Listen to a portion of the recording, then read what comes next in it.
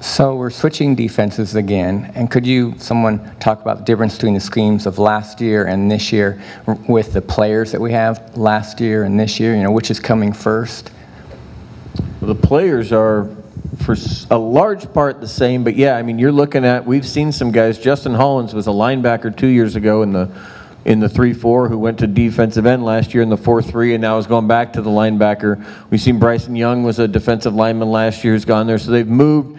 Last year we saw some guys that were moved up to the front, and now we're seeing a little bit more move back to linebackers. So I think that, and we've also seen that with the 3-4, they brought in Jordan Scott, who people have talked about a lot here, is now a nose guard, which you didn't really have kind of a space guy like that last year who could take up that kind of space. You getting your book out, Ken? Is there a chapter in there? Okay, go. I think the key guy, maybe I'm wrong, Ken, besides, Jordan Scott, I think is getting so much attention, it's not going to be really fair to him because nose tackles aren't going to get a lot of sacks or tackles. He's going to basically try to eat up 2 offensive linemen with his size and let the linebackers come in and make the plays. So Troy Dye is a guy who was clearly their best defensive player last year, played outside linebacker. Now he's inside, and the reason Levitt moved him there is because you have to have someone at middle linebacker that's going to make almost every tackle, and I think he can do that. Shameless plug, your question is answered in this book that I just happen to have for sale up here. But the difference, a 4-3, you have 4 down linemen, 2 ends and 2 tackles, and they cover the guards, and they're usually on the outside of the offensive tackles, which leaves 3 linebackers. The 3-4, which is what they've gone to, now when Aliotti was here, he liked that a lot. If you talk to any defensive coach, they love the 3-4 because it gives you just more opportunities to disguise things and bring pressure from, here's a guy who normally drops back and all of a sudden he's rushing a pass. Your nose guard, if you watched Colorado last year, they had a nose guard just like young buck here. And what you want in a nose guard is somebody who cannot be single blocked, okay? And Haloti Ngata was this way.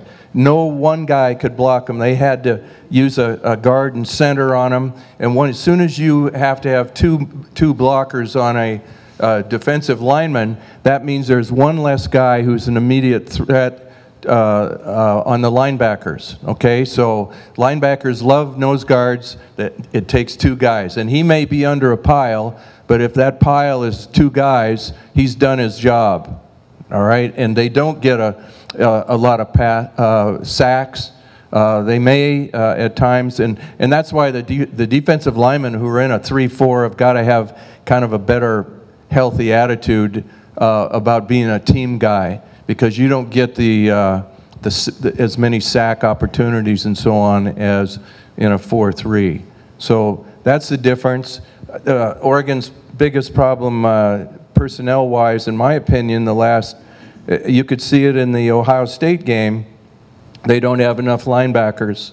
They need to have more linebackers. And their special teams will get better with more linebackers. Guys who can run, who weigh about 225 or so, and like to make tackles. So I think things are looking up, and the defense is going to be more dynamic, and we'll be able to defend the variety of offenses that you see in this league. Ken, are you going to sign those books too? I will. Okay. I wanted to ask you, though, I thought that when Oregon made the change from the 3-4 to the 4-3 with Brady Hoke, that it was doomed to fail from the start, that it was just a change that they made for the sake of doing something different because what they were doing before wasn't working, but I didn't think they had the personnel to do it. How different is the personnel from the 3-4 to the 4-3? If you've been recruiting for the 3-4, can you just flip the switch and fit the personnel to make that change? And then going back to the 3-4, how does that fit with the personnel they have on the team? I don't think it really makes that big a difference. Nose guard can be an exception, but if you're in a 4-3, you want 2 guys that are like nose guards in there. Oregon's problem is that they recruited a bunch of guys to play defensive line, and they all got kicked off the team or hurt.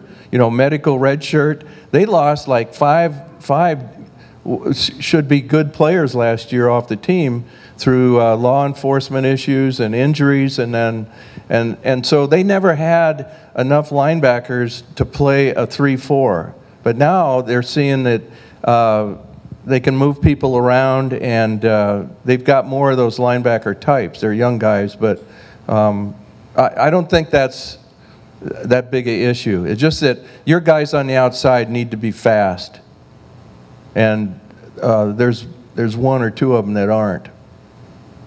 I don't like to do names because that's not fair, but just that's something to look for. It is the outside defensive linemen to see how they are able to contain plays that are run at them, trying to run around them.